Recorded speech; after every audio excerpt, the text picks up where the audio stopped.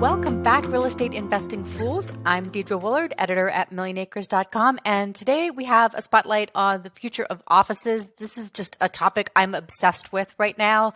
We keep calling it the wild card in real estate, and so I'm really excited today to talk to Brian Chen, who's the CEO of Room, a company that makes the type of office furniture that I think maybe we're most interested in right now, which is private phone booths and meeting rooms. Thank you for joining me. Thanks for having me. So, yeah, it seems like the new office is something everyone's thinking about. Looks like people are going to start going back. Some people have gone back already. A lot of offices are holding out till the fall. We're all thinking about what the new office looks like. I'm assuming demand for your products right now is probably pretty crazy. Is that right? Absolutely. People are eager to get back to offices, and they're using our products to figure out how to reconfigure their floor plans for the best possible experience, knowing that how we work is about to change pretty dramatically. So even before the pandemic, I think there was an acknowledgement that maybe the open floor plan it has its drawbacks. So the fact that your product existed before the pandemic shows that you were already working on solving that. What are you seeing now when it comes to the open floor plan idea? I would say before the pandemic, we all defaulted to this idea that if you worked at a company with an office, that you were intended to be there from 9 to 5. And that was just the default assumption. And so when people were planning offices and real estate, I think that there was just this overwhelming drive to try to fit more people into less square footage. And that's what led ultimately to the open floor plan. You're able to actually, in these workbenches, put a lot of people side by side and really densify offices. That led to a lot of problems with lack of privacy and too much noise. It's over 50% of employees in the US before the pandemic had complained about noise to their bosses. Now, as we think about returning to offices after a year and a half of working remotely, the idea of returning to that level of density, I would say, is truly gone. We're now thinking about hybrid workforces where you have a portion of the workforce that is remote, a portion that is in person, and ultimately companies need to design their spaces to accommodate hybrid collaboration, hybrid workforces. That means that density is no longer the overwhelming driving force, right? And ultimately, I think what the challenge companies have today is they need to find a way to inspire people to return to the office. They need to create these great workplace environments that actually make people want to return rather than stay at home and just work remotely.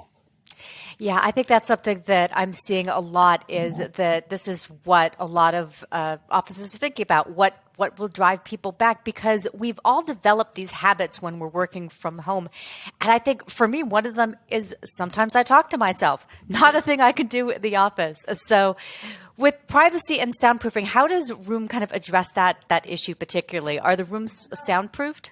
They are. So we take great pride in the acoustic properties of our products. And essentially there's soundproofing so that you don't really hear colleagues who are outside in conversation, and you have this sense of private conversation. I'm actually in one of our products speaking to you right now, and you can see, I don't have a microphone or headset on, and I feel very comfortable speaking to you without any disruption or distraction from outside. And what I think we all know is that even after we start returning to offices, the era of tons of phone calls, tons of video conferencing, that is here to stay. That's not going anywhere. And if anything, hybrid is only going to increase the amount of video conferencing that is a part of our daily lives. And what you realize when you're back in the office is that you actually need dedicated types of space for video conferencing. Imagine if you return to your old workstation and you're on a video conference call. I mean, what you need from a headset perspective, also to eliminate the background visual noise. Those are things that the previous iteration of open floor plans just simply didn't take into consideration. And so that's why as we enter this new work environment where it's lower density. There are more environments in a floor plan, and there's heightened demand specifically for this video conferencing and hybrid collaboration. You need dedicated spaces to accommodate that use case, and that's very much what we provide. I think that is just so important because one of the things that we've been talking about at the Motley Fool is this idea of if we've got a hybrid workforce, we don't want to have the situation that we had before the pandemic, which was maybe you had a bunch of people in a meeting room and then you had some people remote on Zoom, and it wasn't really fair to the people that were remote because they couldn't necessarily hear all of the activity that was going on in the room. There were always sound issues, and it just wasn't an equal type of experience. So it seems to me like products like Room are kind of going to be essential to have in the office for getting back to that equal feeling. Exactly. I for the most part, if we think about cross-functional communication or team communication, tools are either designed for 100% in person, where you're all gathered together in a conference room, or they're really designed for 100% remote. Now, in this hybrid world, you're going to have people in the office in a group dialing in with having colleagues dial in, and you really need purpose-built spaces to make that work well. Right. And so the meeting room that we've launched in the fall of last year is a really good example of that. It's designed to seat between 2 to 4 people. The audiovisual equipment is built in and integrated into the product. And the camera that we use that's part of the product is actually a 180-degree camera, which means that it stitches together every part of the room into a flat screen. And everybody has equal visual access to the monitor, and everybody can be seen. So these nuances are so important to create a level playing field, whether it is your visual representation or the ability to have your voice heard clearly and cleanly through a microphone, or even the lighting that you receive when you are on a video conferencing call. These are all details that really need to be paid attention to create that, equivalently great experience, whether you are remote or in person. I think actually one thing that becomes really important in this hybrid world is thinking about equity and inclusion. And it's going to force us to have conversations around culture in ways that we have never had before, because different types of people want to work remotely. Different types of people want to work in the office. And so that level playing field becomes that much more important. Yeah, especially when you're talking about issues like childcare, and there's been that concern that some women have been left out of the workforce because of that during the pandemic. So I think that is a really good point. So speaking of that, I noticed that Room is also starting to develop some work from home products, desks, accessories. Looks like you're kind of embracing both sides of that hybrid office trend. What does that look like? And are people actually ordering Room products for home use? So our whole belief is that employees will do their best work when they're given choice. And instead of defaulting to that 9 to 5, I'm coming into the office, I'm going to commute every single day. When you give choice to employees, they will make decisions that will maximize their happiness, productivity, creativity, and ultimately their happiness with the company for which they work. Now, what that means is that if you want to create and think about a great workplace environment, you have to think about the network of places from which your employees can do work. One of those nodes in that network is going to be your home office. And so creating a great workplace environment in your home is incredibly important, right? So what we have done is we've taken our focus room, which is a true private office replacement that's modular, ships flat, assembles on site in the office. We've taken the furniture bundle there and made it into basically a one-click work from home solution that companies offer to their employees. It has a sit-stand desk. It's got integrated electrical. So it takes into account all of those things that you need to think about in creating a great comfortable workplace environment at home, and it makes it accessible via one click of a button. Interesting. I like what you said about nodes. So those other nodes, are they co-working spaces maybe, or smaller offices? One of the things that I'm following as a trend is sort of the movement away from the large corporate campus and into smaller office spaces. So are those sort of other places that are sort of in that node network? Our belief is that the future of work is this easily accessible network of great purpose-built spaces, right? And so what we're seeing, part of the reason why we're seeing our products and the demand for our products really accelerate is this idea of distributed hub and spoke work environments. We've always had strong business in central business districts. We continue to see that.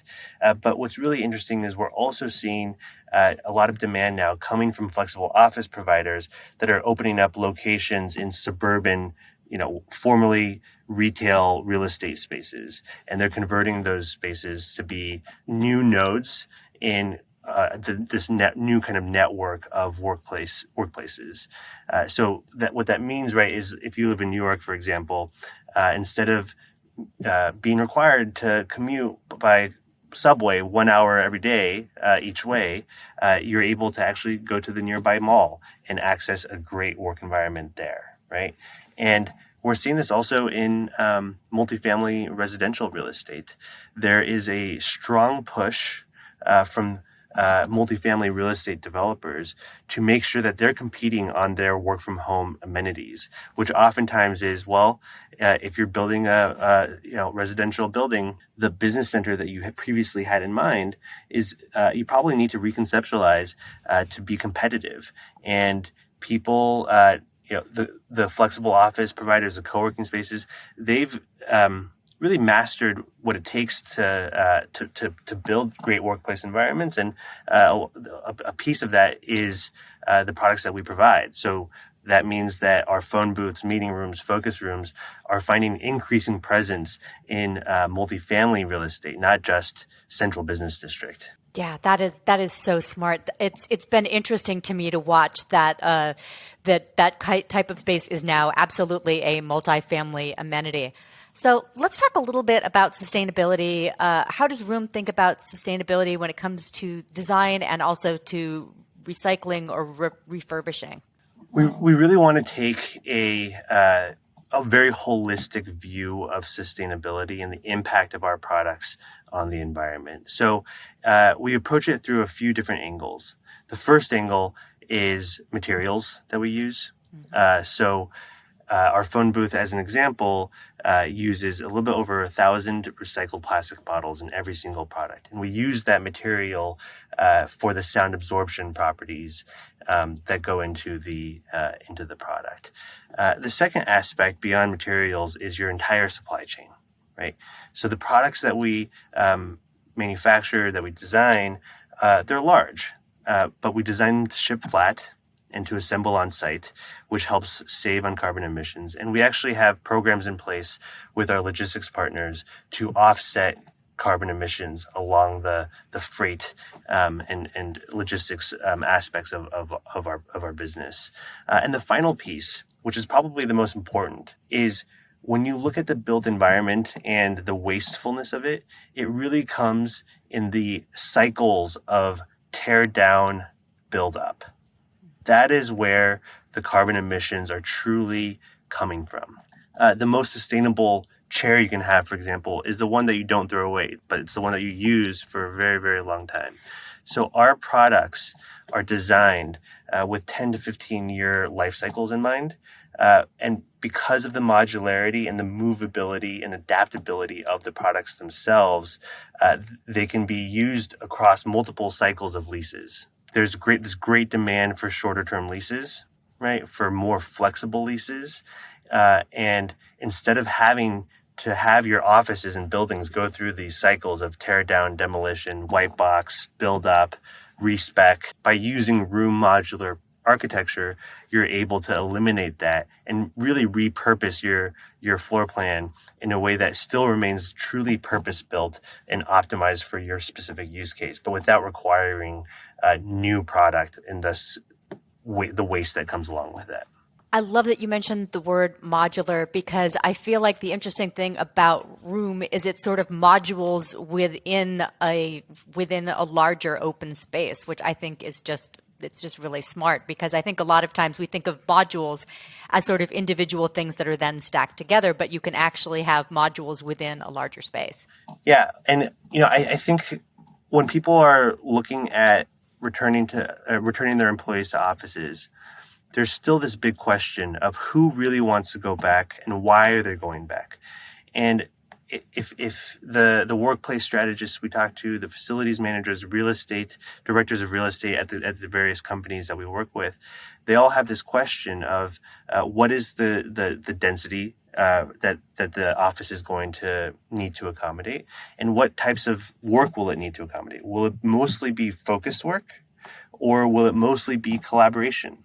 And that's a very challenging set of questions to answer until people are back.